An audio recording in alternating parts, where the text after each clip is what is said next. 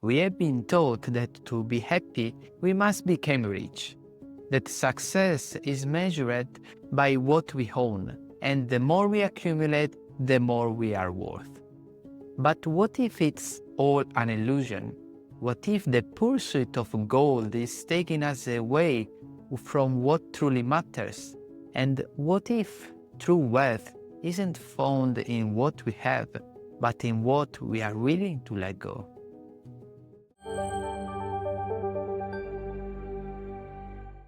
Have you ever decided to become rich? Not just well off, but truly rich. A huge house, a luxury car, designer clothes, vacations in exotic locations. And maybe as you scroll through Instagram or watch videos on YouTube, you wonder, why them and not me? This is a question many of us ask ourselves, often without even realizing it. But there is a problem. The more we chase the idea of absolute wealth, the more we seem to move away from what truly matters.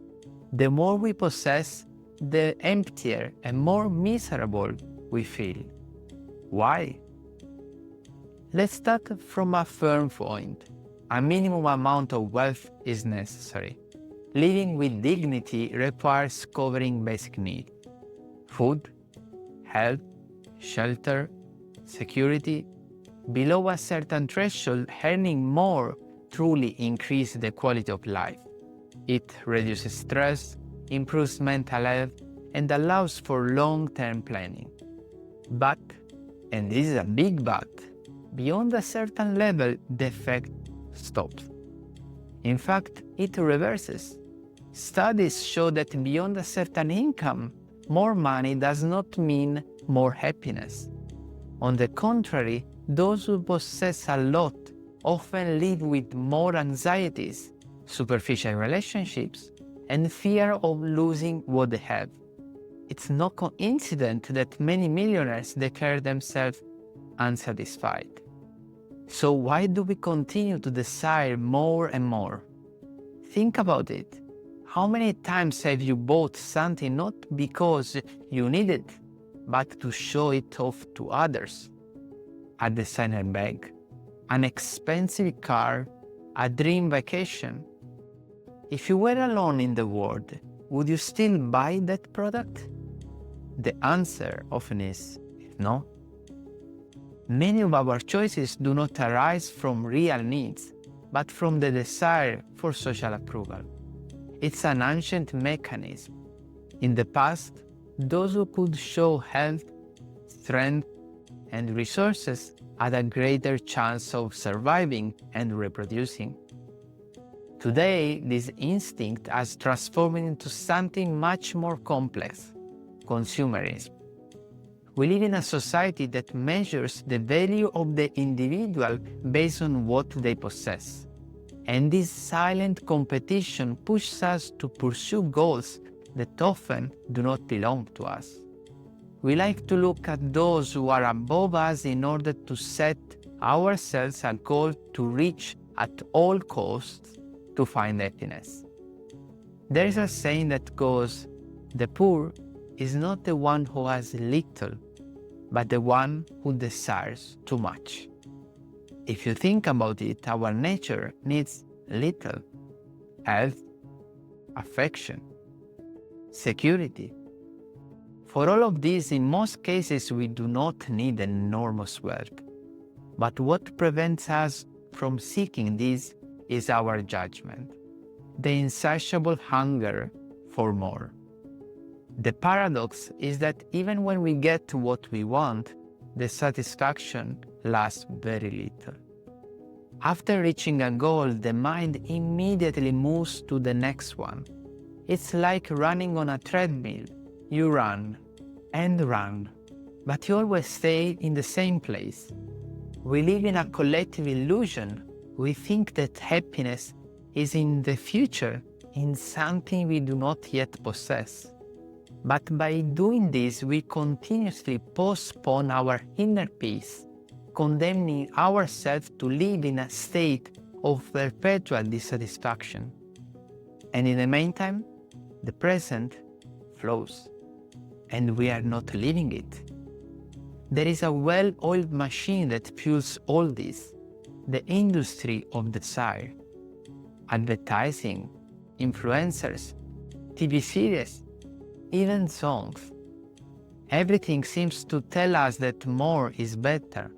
But what we often forget is that their goal is not to make us happy, but to keep us eternally unsatisfied. Because a satisfied person does not consume. Every day we are bombarded by hundreds of advertising messages that suggest, or rather elegantly impose, the idea that we are not enough, not beautiful enough, not young enough, not rich enough, and that the solution, coincidentally, is always just around the corner. Simply buy that perfume, that cream, that course, that car, that new phone. It's no longer about choosing a product, it's the promise of a new identity, and we often unconsciously fall for it. There's another insidious mechanism, continuous comparison. We see someone with a nicer house, a more sculpted body, a more prestigious job, and the automatic thought kicks in. I want that too. Only then I will be happy. But is that happiness real or just imagined? Often we are so distracted by what others have that we don't see what we have. We live under the illusion that happiness lies in having more and not in appreciating what we already possess. Even if our neighbor seems radiant in his new SUV, that doesn't mean we would be too if we bought a similar one. We are projecting our expectations into something external instead of asking ourselves, what really makes me happy, beyond what they want me to believe? We pursue goals that don't belong to us, and even when we achieve them, they are not enough. Because in the meantime, our list has grown longer, and so we always push happiness a little farther away, forgetting that we live now. Let's take an example. Suppose you need a car to go to work. What is your real need? Moving from point A to point B with a reliable, comfortable, perhaps economical vehicle. But when we enter a dealership, another voice takes over. What if I took the more expensive one with the impressive logo? Here, function gives way to image. It's no longer a rational choice, but an emotional one, influenced by what we think others will think of us. It's the illusory reasons that we tell ourselves that take us away from our real needs. Be careful, there's nothing wrong with wanting something beautiful. The problem arises when we are not aware of the real reason that drives us. If we learn to recognize them, we can make more authentic and satisfying choices. Have you ever wondered why you often feel stressed, anxious, and always in a hurry? Part of that invisible fatigue comes precisely from the fact that in a society based on appearance and consumption, our personal value is measured by external parameters. And every day, without wanting to, we compare ourselves to an idealized, filtered, unattainable world. But living in continuous competition, even just mentally, consumes energy, undermines self-esteem, and generates frustration. And it makes us forget an essential fact. Our value does not depend on what we possess, but on who we are, how we treat others, and what we build within ourselves. Realizing this is liberating. We don't need to give up everything or become extreme minimalists. We just need to regain awareness, ask ourselves more often, am I really choosing? Eating at a Michelin-starred restaurant can be a magnificent experience. Taking a luxury vacation can give us unforgettable moments. But when we do it for others, for social media, to prove something, we are not really living that experience. We are acting it out.